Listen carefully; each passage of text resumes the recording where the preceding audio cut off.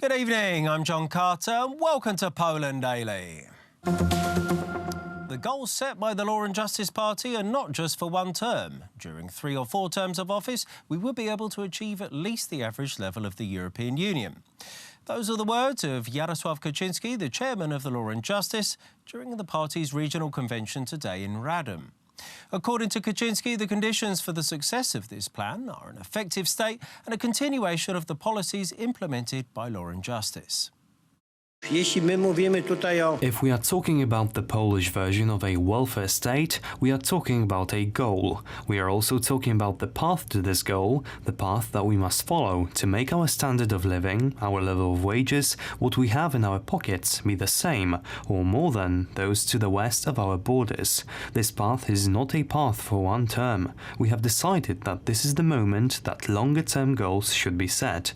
This is a road for 3 or 4 terms, but it is during these terms that the average level of the European Union can be achieved. On the one hand, this only requires an efficient state, because efficient policy must also be pursued in the economic and social sphere. This requires the upkeep of a great social program, and it is Law and Justice that guarantees that this program will be maintained. On the 80th anniversary commemoration of the Second World War, Poland has succeeded in getting the point across to the world that Poland was the first victim of that terrible war. The Polish National Foundation, an NGO based in Warsaw, has been instrumental in achieving this. Whilst the organisation have just celebrated the great success, a German-owned website is publishing a smear campaign against the NGO. Gigantic funds from taxpayers' money, estimated at 20 million zloty, is being transferred using a channel of an American partnership and may be a subsidiary of that partnership to the United States, and then probably gets to a family directly connected to the Law and Justice Party.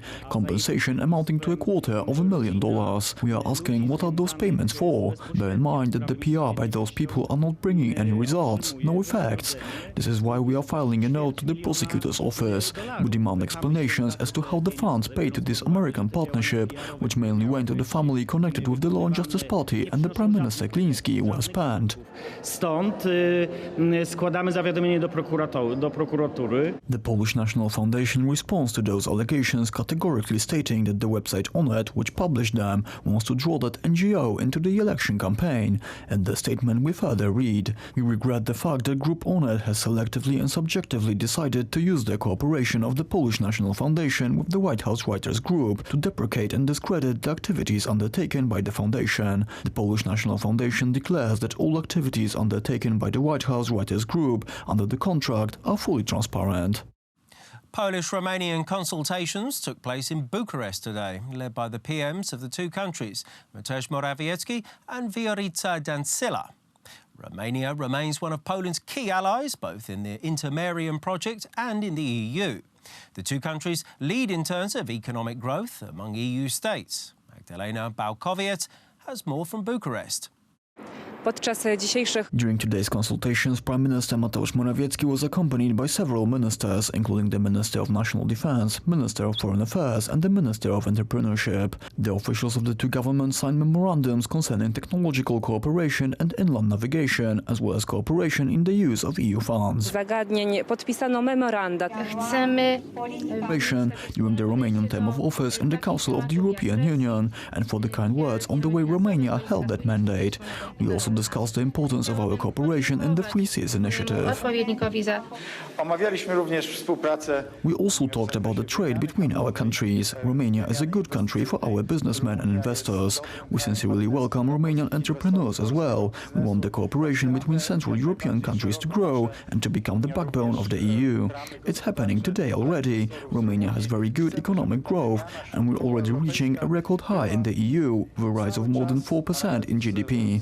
We want to use that to keep transforming our economy in the right way. According to a new legislation against food waste, which was introduced today, supermarkets will be now obliged to give away their products to non-government organisations. Should a supermarket not comply with the new law, they will lose their VAT exemptions.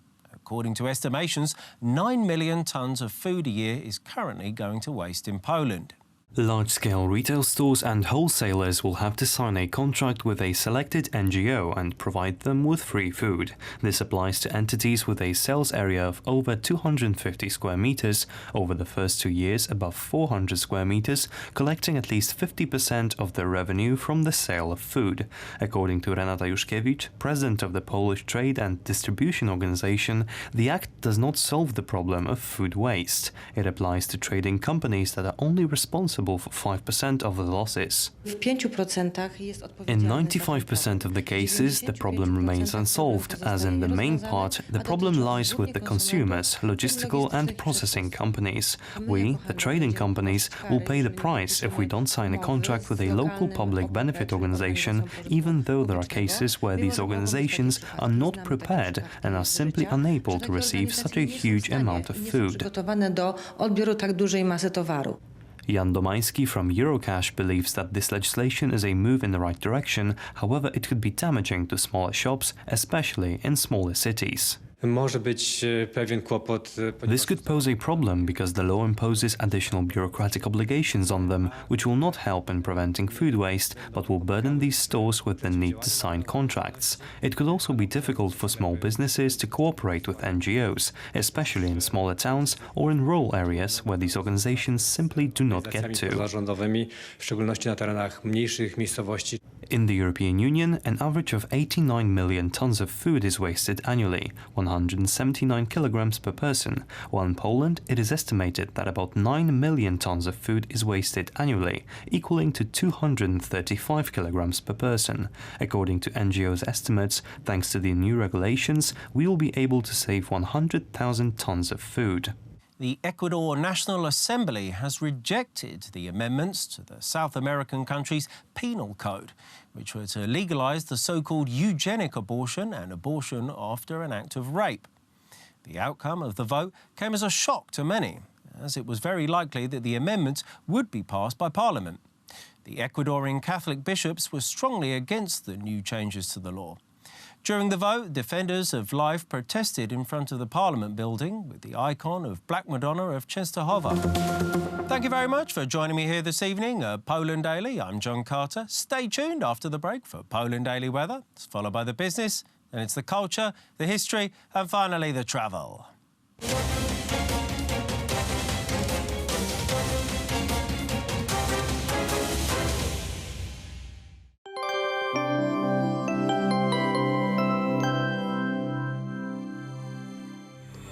Hello, and welcome to Poland Daily Weather. Tonight we can expect to see rain in Bydgoszcz, Warsaw, and Koszalin. The rest of the country can expect to see partly cloudy skies. The temperature will vary from 6 degrees to 9 degrees centigrade. Tomorrow we can expect to see rain in the eastern parts of the country. Olsztyn and Rzeszów will see a temperature of 13 degrees, Białystok will see 14, while Warsaw and Gdańsk will see a temperature of 15 degrees centigrade. The western parts of the country can expect to see partly cloudy skies, with a high of 16 degrees in Szczecin and Poznań, 15 degrees in Zielona Góra, Wrocław, Koszalin, and a low of 13 degrees in Katowice. The next 3 days should bring fairer weather to Poland. By Saturday we can expect to see partly cloudy skies, and by Sunday it should get much warmer, with the temperatures reaching up to 21 degrees centigrade. That is all for now. I invite you to stay with us and to join us later on for Poland Daily Business.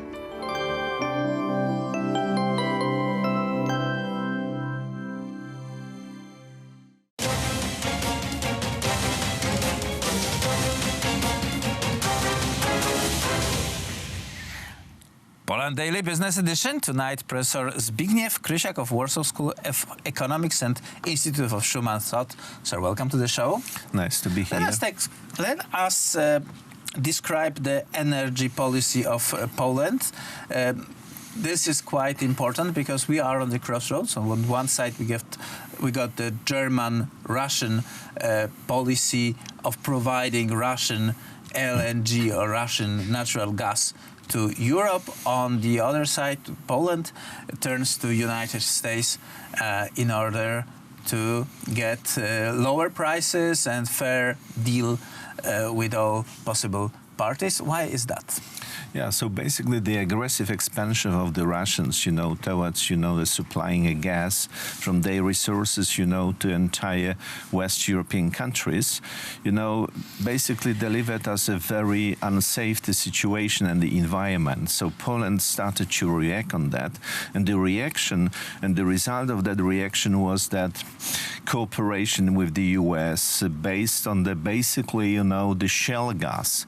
The shale gas, which, is exploited, and in the US since a few years with a very low cost of the production, and then is transferred to the liquid one in the US, in the Texas, and delivered to Poland.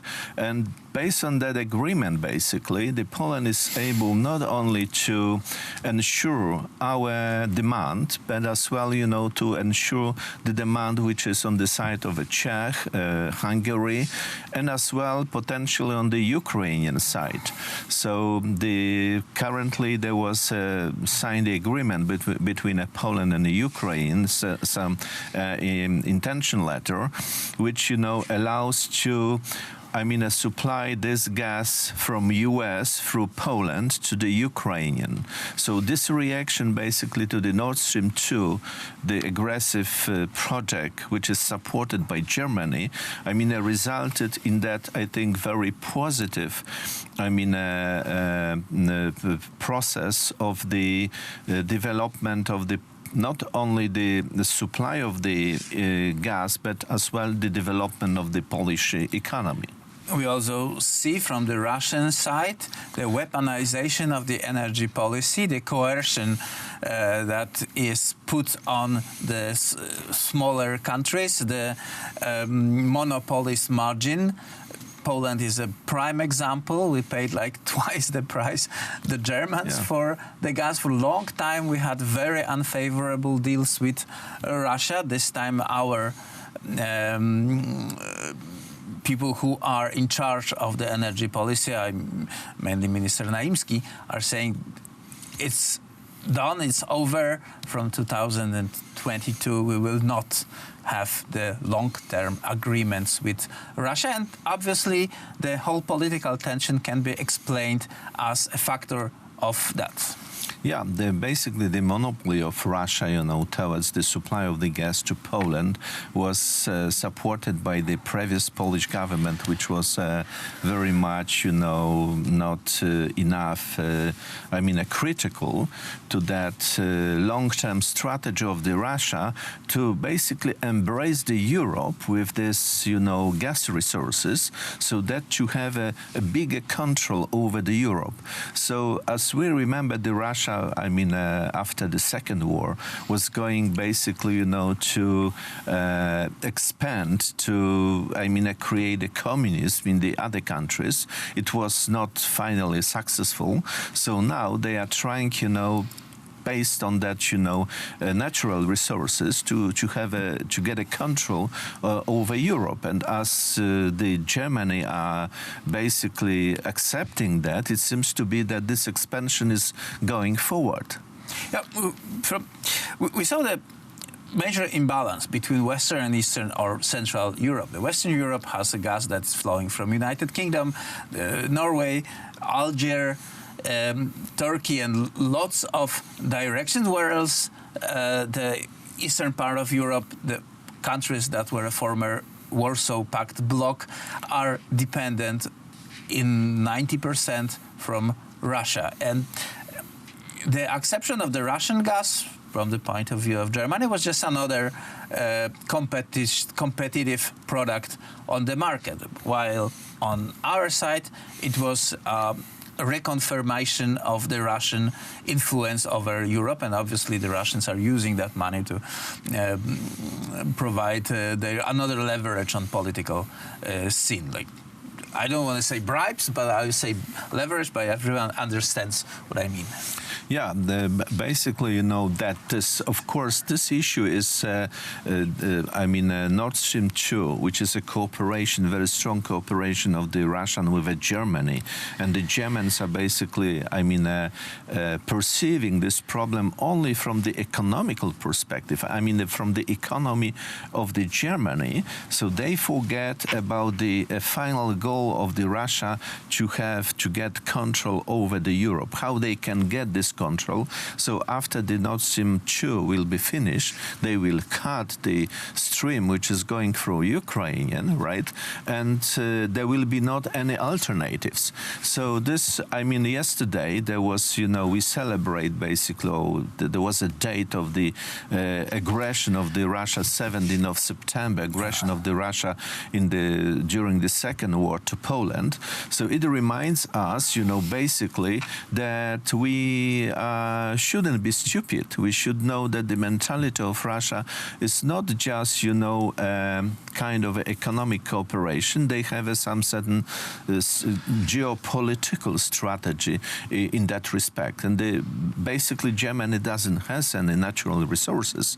And the Germany is too proud, to cooperate probably with the US, And this is some kind of a vicious circle which brings them to towards the decision and the process, which is, of course, not good.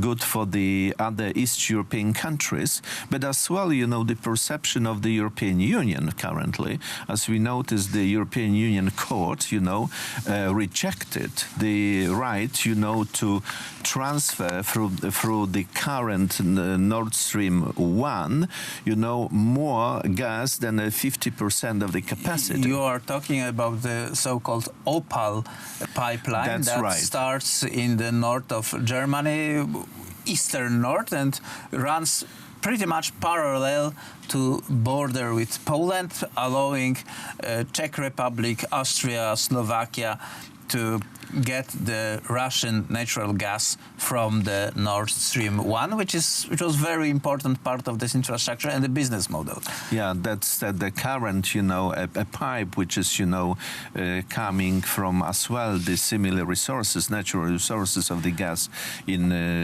Russia.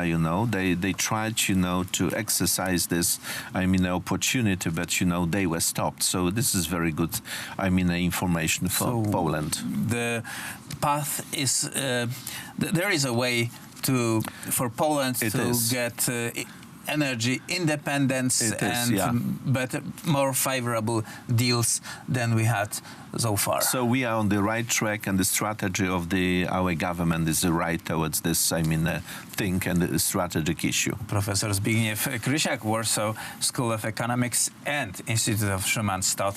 Thank you very much, and that was it for Thanks tonight's a lot. Poland Daily Business.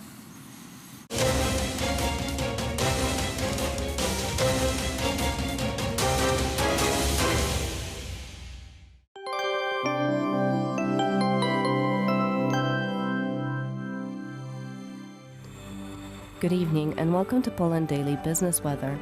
Tomorrow we can expect to see partly cloudy skies in the western parts of the country. The highest temperature will be 16 degrees in Szczecin and Poznań, 15 in Zielona Góra, Wrocław and Koszalin, and a low of 13 degrees in Katowice. In the eastern parts of Poland we can expect to see rain, and the temperatures will vary from 13 to 15 degrees centigrade. In Europe, in the Far East we can expect cloudy skies and temperatures of 11 to 14 degrees. Sofia can also expect cloudy skies and a temperature of 20 degrees. Warsaw will be the only rainy capital with a temperature of 15 degrees. Athens, Ankara, and London can expect clear skies, with London at 19 degrees, Athens and Ankara at 30 degrees centigrade. The rest of the continent can expect partly cloudy skies and temperatures varying from 12 degrees to 30 degrees centigrade.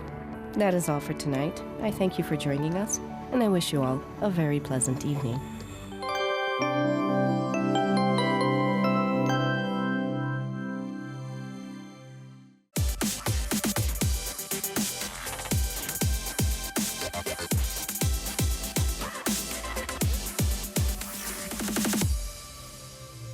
Good day, everyone. My name is Maria Kądzielska, and this is Poland Daily Culture.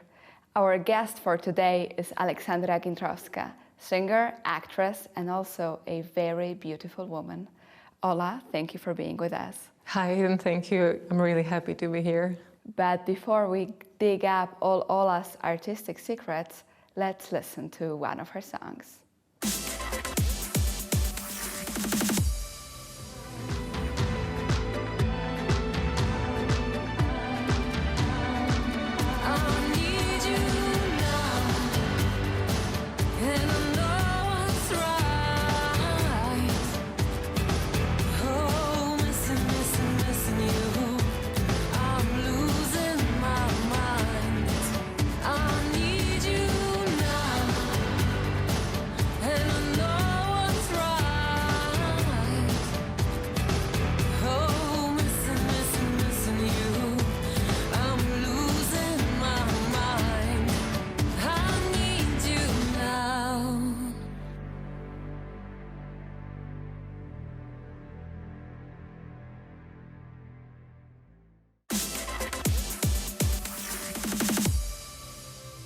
Ola, being an artist requires a lot of movement and a lot of reshaping yourself basically all the time, because there's only one direction to produce more. And unfortunately, usually the audience is always asking, where is another song? When is another performance? Where is another thing?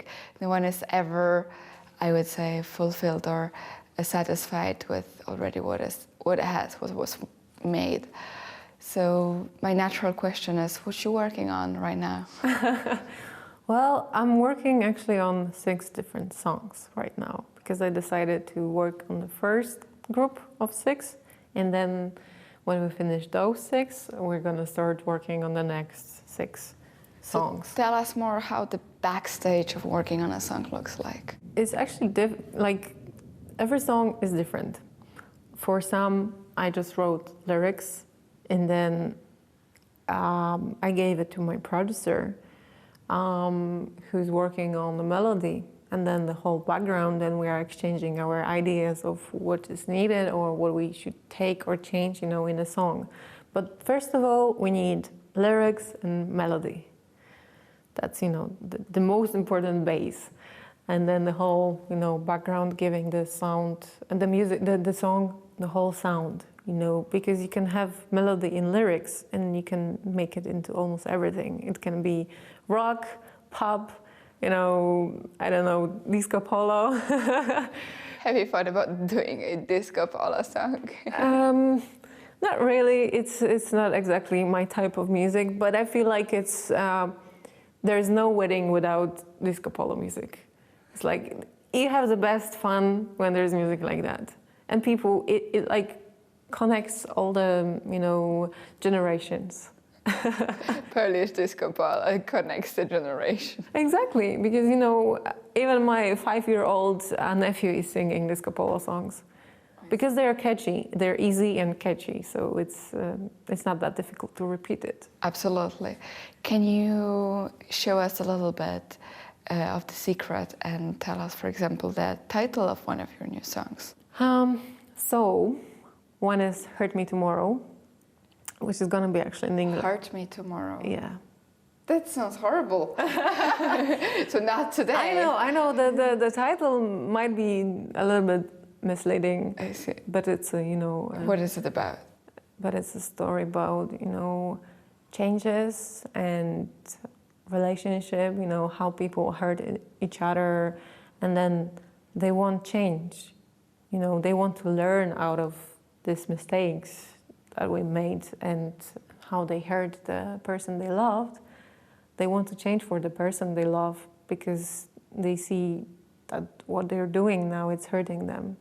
So it's kind of like, asking the person to not hurt me now, just to hurt me tomorrow, so we can have, good times now and enjoy the calm moments now. It's very sad. I know. But it's, actually from my experience, so, and it's the first time when I actually wrote the lyrics and then I heard the melody, because I usually just write lyrics And it was the first time when I actually heard the whole melody for the song, and I was like, this is an icebreaker. This never happened to me, and it's actually happening. So I'm like, oh, I need this song. It's gonna be on my album for sure. and that's why it's gonna be in English, because I wrote it in English, and then I heard the melody. So I don't want to change it into a Polish lyric, because I feel like this is, you know, just a whole piece together. So your album will be addressed mostly to Polish audience this time? Mostly yes, but I feel I have this idea of doing one song in both languages. But it's not that easy, because very often when you want to do the direct translation, crazy things come up. Like, they make no sense, especially for, you know, the melody. And sometimes, you know, something that sounds in English doesn't really sound in Polish right, you know, because our language is very demanding. You can write anything, but to make it sound clever, you have to actually put a lot of input into, you know, writing. It's not that melodic as English. You know, in comparison to English, because in English you can write anything and it's gonna sound. Because English is monosyllabic, yes. It's easier to say those words. Absolutely. So where can we listen to your performances soon?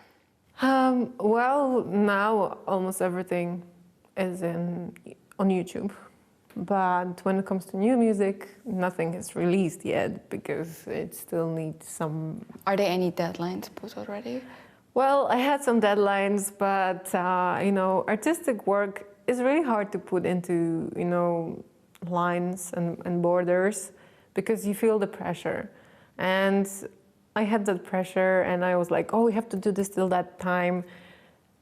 But it's, you know, it's a whole progress, and you feel like you have something, but then you have the better idea, and you want to change something a little to make it better for you, you know, to make you happy. Like, I want to feel happy with my music, and I want to be, you know, have this relief that now I feel happy with what I've created, and now I can release it. I know it can be, you know, misleading sometimes, because giving changes all the time can destroy the song, because, you know, you listen to the song, it's good for now, and then you put it on hold, like, you know, you come back to the song after a week, and you hear what you would like to change, and you can do that, you know, all the time, but you have to feel, you know, find the right moment to stop and to decide that the song is finished now. So we keep fingers crossed for you. And hopefully our audience is looking forward for new Ola Skintrowska single as well. And thank you for watching Poland Daily Culture. Thank you.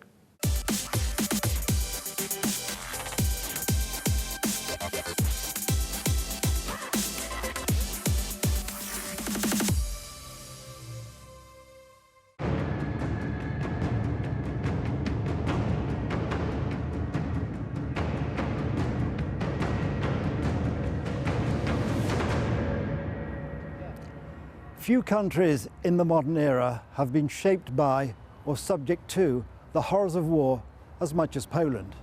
From its emergence after the First World War in 1918 until 20 years later, it found itself again subject to occupation. The army has played a key role in Poland's history and development. In this series of films, we look at that time, the emergence of a new army in 1918, its first major conflict in the Polish-Soviet War, its attempts during the 1930s to maintain development faced with a European-wide arms race, and the struggle of the Second World War. This is a story of how the Polish army and the Navy and the Air Force responded to that challenge. There is a myth that in the first 2 or 3 days of the war, the German Air Force completely destroyed the Polish Air Force. But I know that's actually not true, and I was wondering if you could say a few words about how the Polish Air Force actually did fight the Luftwaffe in the early part of the invasion. Musimy pamiętać, że Niemcy mieli dużą przewagę nad polskim lotnictwem, zaangażowali około 2000 samolotów bojowych. My mieliśmy około That the German Air Force, the Luftwaffe, had a very big advantage over the Polish Air Force. In the invasion of Poland, they used about 2,000 fighter planes. Poland had about 400. However, the claim that they eradicated our Air Force on the first day is just a myth, because before the outbreak of war, all Polish planes were transferred to special battle airfield, which was secret. The location was not known to the Germans, so despite the fact that they bombed the airport and airfield normally used, such as Okęcie in Warsaw, there were no planes that would have combat value, and Polish pilots were very well trained. The planes were a bit less modern than the German, but they still managed to down a significant number of German planes. Such a testimony in our museum of a Polish victory on September 1st, 1939, are fragments of a German bomber shot down on that day by Lieutenant Aleksander Gaprzewicz. He downed the German bomber north of Warsaw, near Ciechanów. A day or two later, he got in the car, drove to where the German plane had crashed, and cut a piece of wing as a souvenir and took the German machine gun. Later, he gave it to his parents for safekeeping, and this fragment of the aircraft was stored throughout the occupation in the basement in his family home. This pilot later escaped to the west and fought in the Polish Air Force of Great Britain. Another pilot worth mentioning is Stanisław Skalski, our greatest fighting ace of the Second World War. He also downed several German machines in 1939. As he wrote in his memoirs, he also did something very important, because he saved a German pilot after downing him. He landed next to the wreck, where people had gathered and were prepared to lynch him, but Skalski defended the German pilot, shielded him and sent him to the hospital in an ambulance because he was wounded. Pilota, ten go obronił, osłonił I odesłał karetką do szpitala, bo ten był ranny. I understand obviously that in terms of naval operations, we've looked at the Army, we've looked at the Air Force, there wasn't really much to say. However, I remember that also there was an order that such naval forces and ships as were available should try and join the British Royal Navy. How successful was that as an operation? Jeszcze przed wybuchem wojny polskie dowództwo marynarki wojennej nakazało 3 najnowocześniejszym Even before the outbreak of the war, the command of the Polish army ordered the 3 most modern torpedo boats to sail to a port of Great Britain. This was because the ships were very modern and the Baltic Sea was too small for them on the one hand, and on the other hand, the German advantage was too great. Therefore, on August 30th, they sailed to Great Britain, and on September 1st, they reached British ports and later fought alongside the Royal Navy. However, here on the coast we had a Polish fleet, at least 5 Polish submarines that initially fought in defense of our coast, in defense of the naval base on the Hel Peninsula. However, later 3 of them were interned in Sweden. As they realized that there was no viable way to continue fighting, the commanders decided to sail to Sweden, where these ships were interned. However, the story of 2 other ships is much more interesting. They are the Polish submarines ORP Wilk or Wolf and ORP Orzeł or Eagle. After the fighting along the Polish coast, both of these submarines sailed through the Danish straits and reached British ports. The story of ORP Orzeł is particularly interesting. Initially, the ship sailed to Tallinn in Estonia because the submarine's commander fell ill and they wanted to let him off at a neutral port, repair the damages and place him under the care of doctors. Unfortunately, the Estonians wanted to intern the Poles, so they dismantled the submarine's weapons and confiscated all their maps. Later, the Polish crew managed to escape from Tallinn after all, and the ship sailed without maps to Great Britain. It managed to do so, despite being hunted first by the Estonian Navy and later the German too. They made it to Britain without maps and later fought alongside the Royal Navy. They had a great success in 1940 by sinking the German transport ship Rio de Janeiro, which carried German soldiers on their way to invade Norway. Unfortunately, a few months later, the Polish submarine went missing while on duty and has not been found to this day. Niestety w kilka miesięcy później, w czasie kolejnego patrolu, ten okręt zaginął I dotychczas nie został odnaleziony.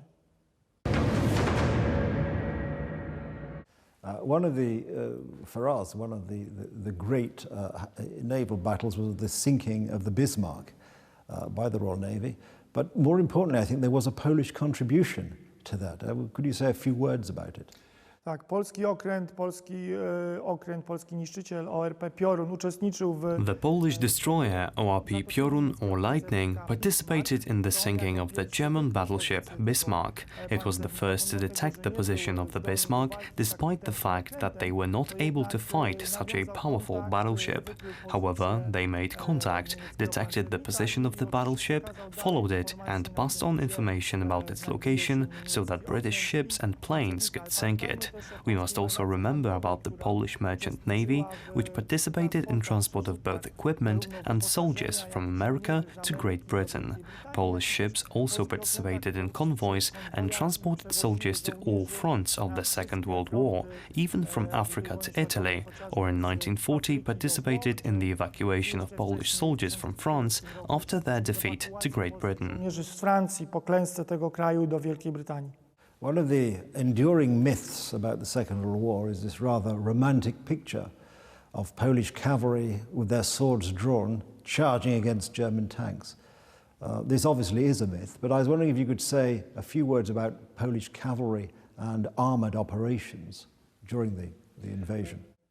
W 1939 roku oczywiście polska It is true that in 1939 the Polish cavalry was equipped with sabres and lances, but this is yet another myth created by German propaganda and later sustained by Soviet propaganda.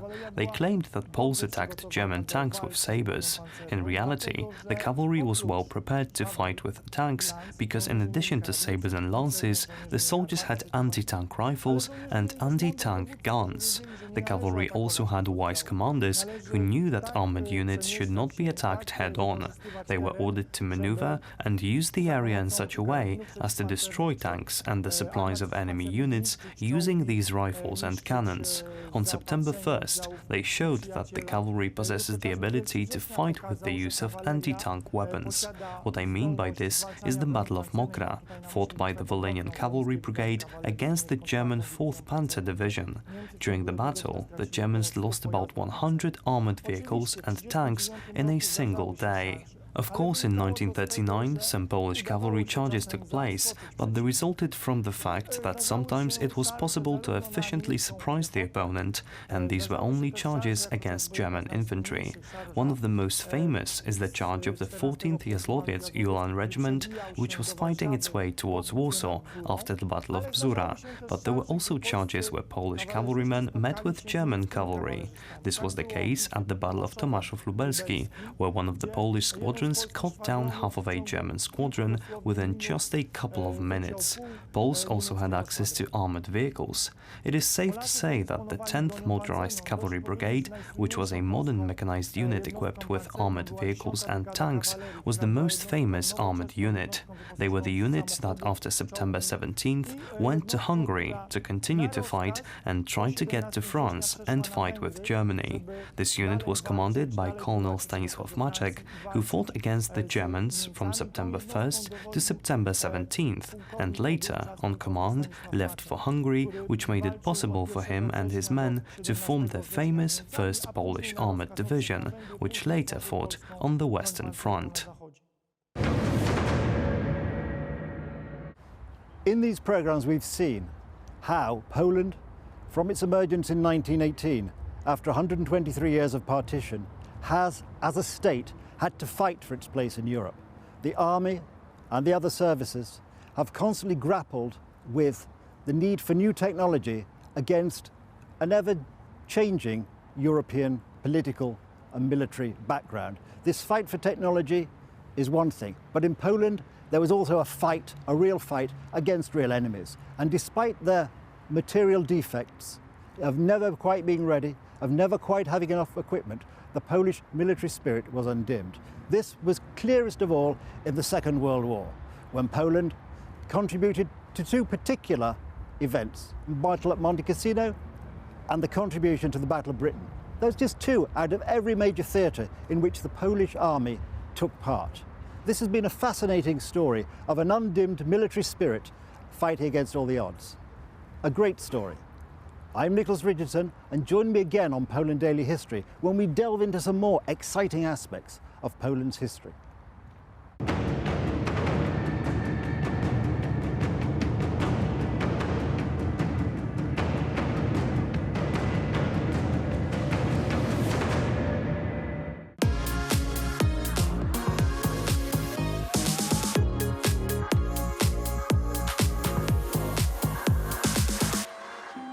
Hello and welcome to Poland Daily Travel. Today we head west. Our destination is the Palace and Grounds at Radziowice. Situated about 40 kilometers west of Warsaw, the Palace complex is a haven for artists and a welcome spot to retire to the countryside for travelers. It's a complex of classical residences surrounded by a park, and it's been a cultural center since 1965. The Radziowice family first built the castle in the 1500s. During the palace's heyday, it was a residence to various kings of the Polish-Lithuanian Commonwealth. During the 17 and 1800s, the Kraszyński family gave the complex its present look.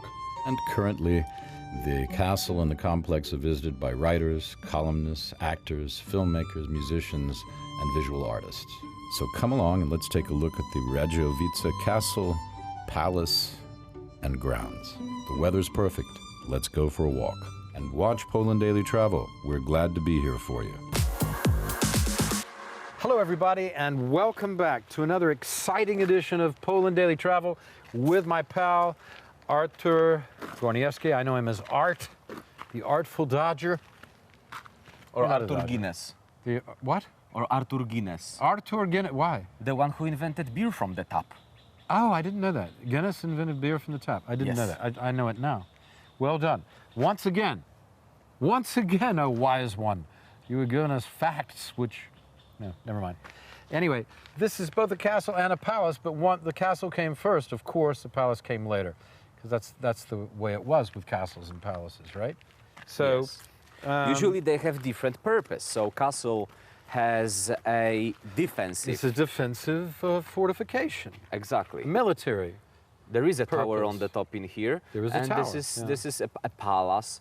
According to its definition, is a place where people are staying when people lead their aristocratic, noble life. So we have Radziowice Palace, we have Nieborów Palace, we have a palace in Kozłówka, another beautiful place. Kozłówka, I've never been there as well. Southeastern Poland. Come on, Arthur, let's keep going here. It's amazing because look, as a regular tourist, who would like to come to Poland, who would like to come to Warsaw, who would like to visit this place, the only thing you've heard of is socialism, World War II, Holocaust, so you go and see places connected with very dark and difficult chapters of Polish history. But not this kind of stuff, that's your point, But look, how right? many shows, how many episodes we already made, and aren't you astonished that there are so many aristocratic villas, palaces in Poland to visit?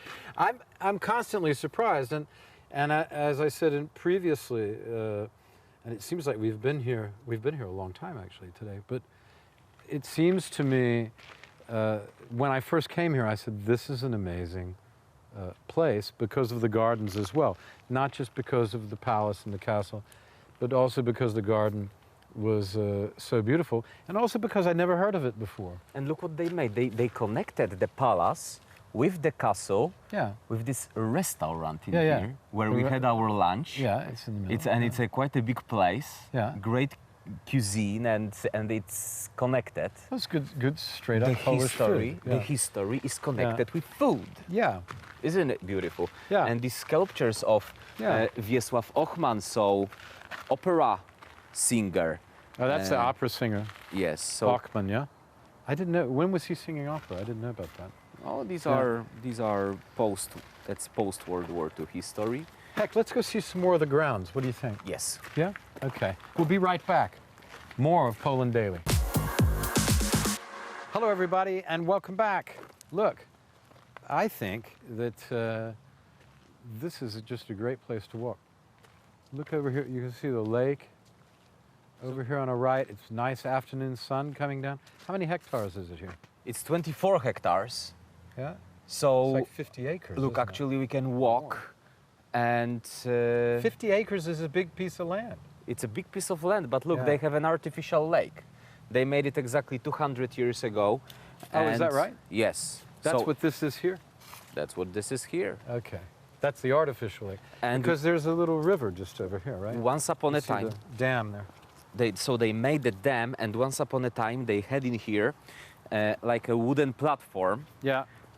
In the middle of the lake, and they were organizing in here weddings. When? Like a century ago? Like a decade ago. Oh, a decade ago.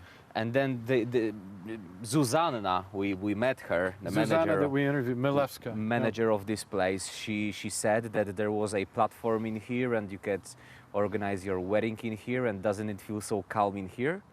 Like, don't you feel that this water underneath your feet is just floating right there? Look, this is a great place for a party. If I was going to have a party for something really to, announce something, or just something important, I would say, or even mildly important, any excuse for a good time and an elegant time, I think here is a great choice. That's an amazing choice. It's just, and you feel this breeze. And that's why you are relaxing so much. You can't stop it. And it's incredible. Imagine a few tables in here. But this must have been the life. Can you imagine, as we said before, Count Kraszinski here. Yes. All through the 1930s, etc., before, but certainly in the 1930s, leading up to being thrown out of his own house by people from another country. I can get rid of it from my mind. Me either. That he was taken to a concentration camp of Dachau and he was assassinated over there in 1940. Yeah. And that was his place. 75 years ago. Because the anniversary of the German invasion is coming in September. It's a few days away, 10 days away. So the peace and quiet that we enjoy is extraordinary. And the thought is really, here's a man of privilege that some people would say, oh, it's unfair or whatever, but yet we have this beauty left behind him, and you could say in a way he died for it, because he was killed because he was an aristocrat, not because he was a working man. Exactly. And so he paid the price, and in a certain way we all pay the price, don't we, in a certain way at the final moment. So as far as we are grateful for this heritage, we talk about it, we present it.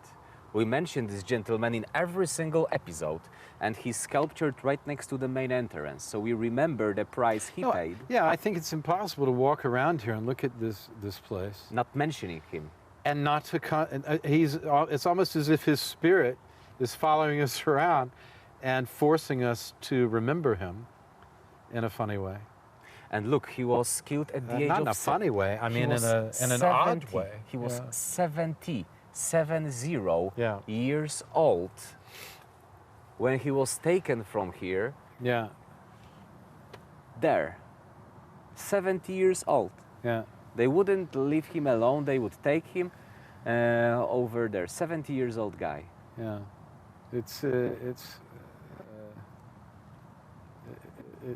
I don't know what you can say. I understand that they would do it, for instance, to us. Okay, they can see one day he can take a gun and shoot at them, but that we might be a threat. Yes. Yeah, but you don't see that. It was a different thing. Here's the thing. Maybe we're getting to that. This is what he represented, and they couldn't let that exist in a nation that they wanted to make their slaves. They couldn't let this idea of beauty, and after that, the communists couldn't either. So, actually, Kraszinski family... It's the same, it's the same motivating, or the same, same motivating force. According to our history books, Kraszinski family, officially they were still owners of this place during World War II, but they lost it in 1953, according to Bierut document that was taking away all the properties from Polish people to the communist government. So this is when they lost it. And so look what a pearl we are visiting today. Look what a pearl we are presenting to guests from all around the world, that it actually exists. And, there are these trees that remember Mr. Kraszinski walking around. There are huge trees in here. The lake. We've got a lot of 200-year-old trees here, yeah, or even some older on the property here. Well, there's a very old one right there. As you can tell, that tree's probably 300, at least 200 years old, thick I would one. say. Mm-hmm. Yeah, that oak, it's an oak tree. Yeah. Well, it's so nice to be overwhelmed. Have a like view. this.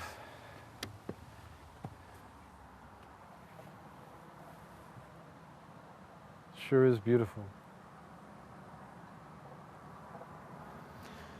Poland Daily Travel.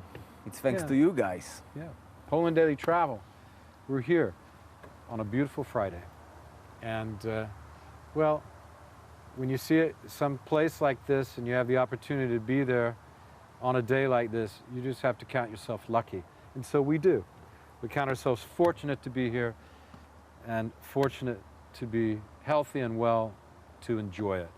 Stay with Poland Daily Travel. More from right here in Radziejowice. Radziejowice with Arthur and with me. Stay with us.